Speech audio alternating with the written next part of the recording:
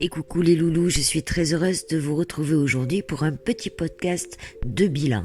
Je suis heureuse de partager avec vous le bilan de mon expérience avec un outil qui me titillait depuis quelque temps, le design humain.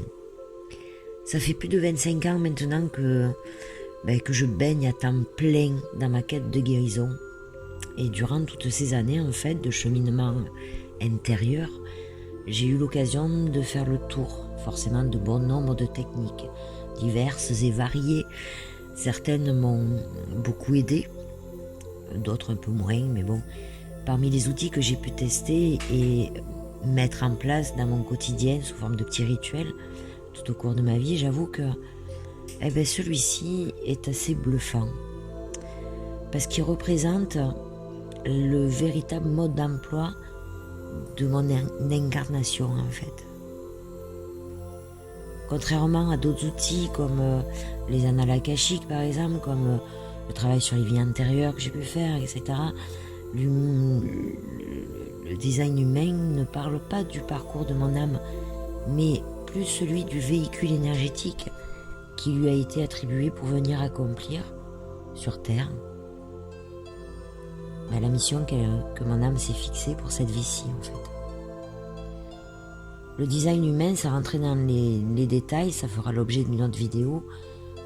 C'est une synthèse de plusieurs sciences traditionnelles, ancestrales et d'autres plus modernes.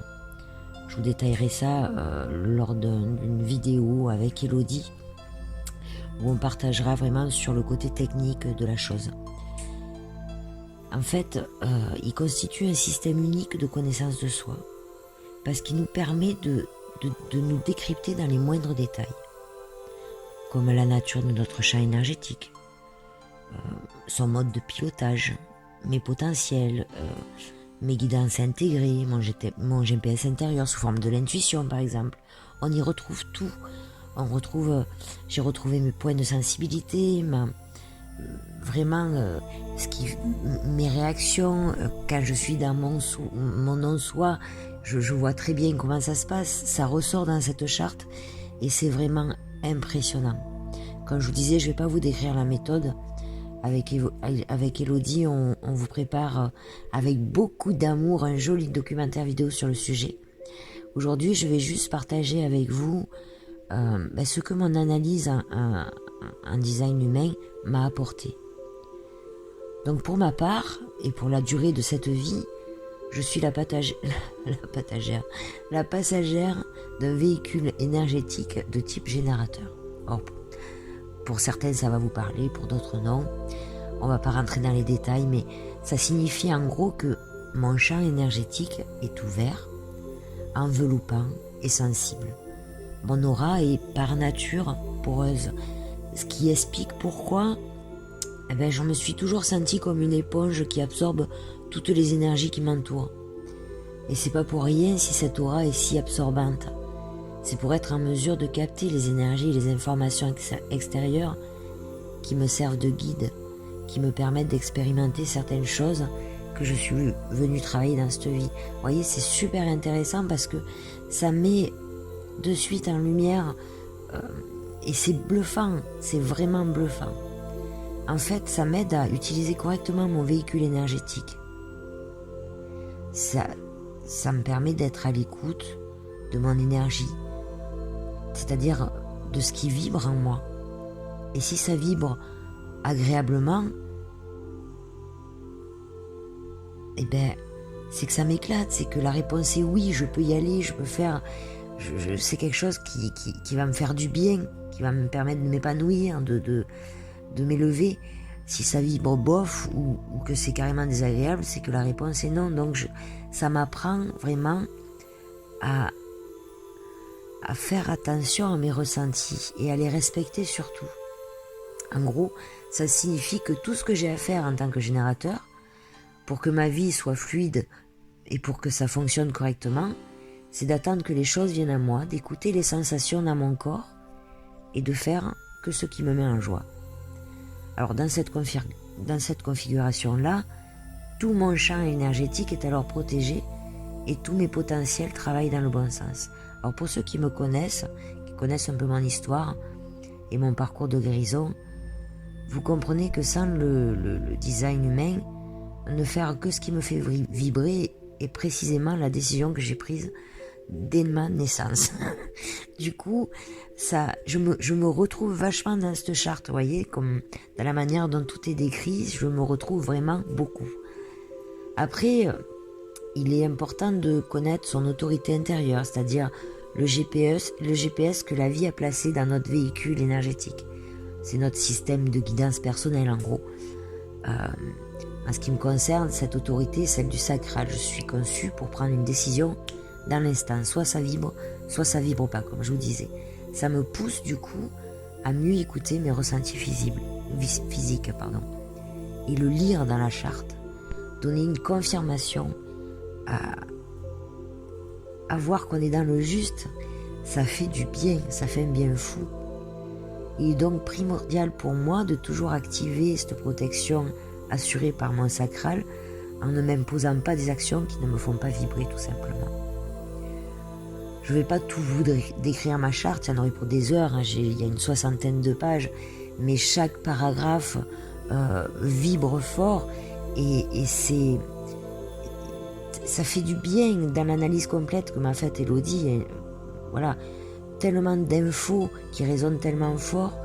La charte comprend aussi pas mal de pistes à explorer en soi, comme une multitude de balises qui éclairent mon chemin, et c'est génial, quoi. Du coup, si cette analyse approfondie de design humain ne m'a pas forcément apporté de grandes révélations, parce qu'encore une fois, ça fait quand même 25 ans, voire un peu plus que je chemine en moi maintenant, en revanche, elle m'a apporté de sacrées confirmations.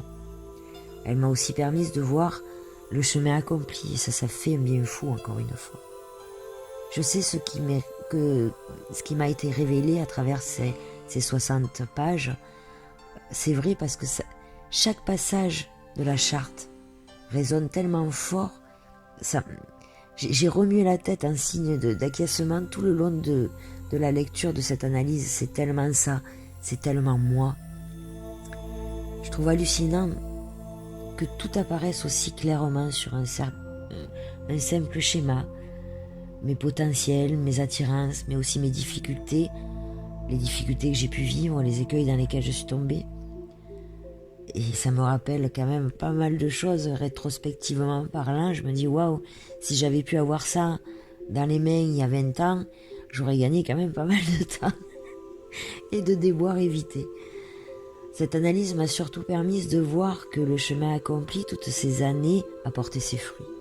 La lecture de ma charte me prouve que je tombe de moins en moins dans les pièges du non-soi, que je suis plus attentive à mes alertes internes, plus respectueuse de mon rythme, de mon corps, de mes cycles, de mes émotions et de mes ressentis intuitifs. Alors, si vous aussi vous avez envie de tenter cette fabuleuse expérience avec le design humain, je vous invite à foncer. Ça va changer le regard que vous posez sur vous-même.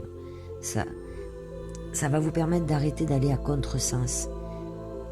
Vraiment, je vous invite à foncer à la rencontre de vous-même et d'en faire surtout bon usage, parce qu'il ne suffit pas de l'avoir entre les mains, mais le mettre en pratique est important.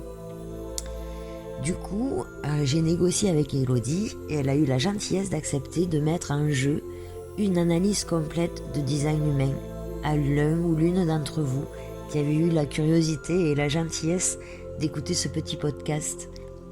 Du coup, pour tenter votre chance, il vous suffit d'envoyer un mail à l'adresse qui apparaît maintenant sur votre écran, avec précisé un sujet, participation, concours Human Design avec Zen en Soi, comme sur l'image en exemple qui apparaît sur votre écran maintenant.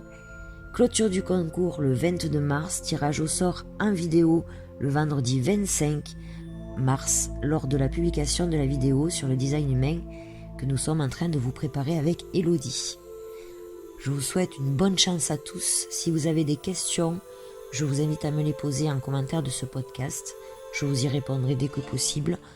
Si vous avez des questions pour Elodie, pareil, elle va zioter les commentaires, donc vous pouvez aussi lui poser des questions. Je vous fais un gros bisou à vous tous. Il y aura d'autres surprises lors de cette vidéo. Soyez-y attentifs. Je vous dis à très vite ici ou là. Gros bisous à tous.